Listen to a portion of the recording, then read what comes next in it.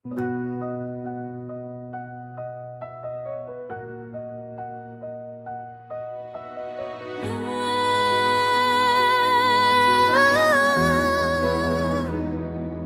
3 de Mayo, alas 9 sa gabi, naglives si Kapitan katawanan gudyay agyud, walay kahadlok. Mikosok tinud, tapa ng mga yawa, nagplanog patay kanimo dodong nanay death threats. Tipo sa iyang wall, undang nagsaba o dili ka na makaginhawa. Pero ikaw, ligon, wala ka mo talikod. Gisulti mo ang kamatuoran, bisag na anay kamatayo na bukod-abo, kulang nga auto. Nagpark sa atubangan, naghuna-huna ka pa, kinsakahan ni sila. Dayo ng pusil, naglagot-lagot, tabang-tabang ang katapusan ni mong tingog. Kapitan Butol, wala kay sala.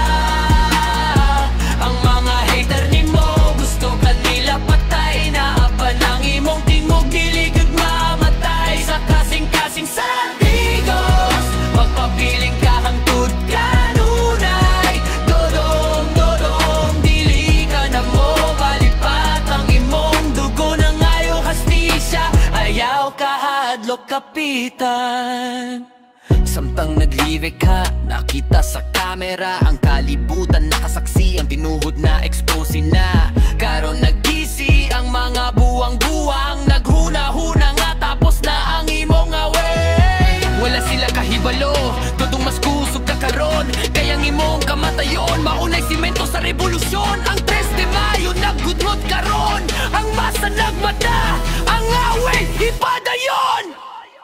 Kapitan Butol, wala kay sala.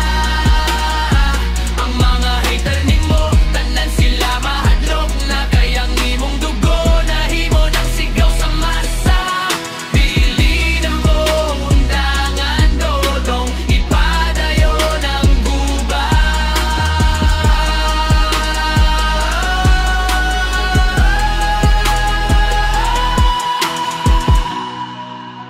Karon naghila kang 3 de Mayo, apanayaw kahadlok bay. Kung sila mohunong sa pag-live, kami na ang mag-live para kanimo bay. Kami na ang mosulti,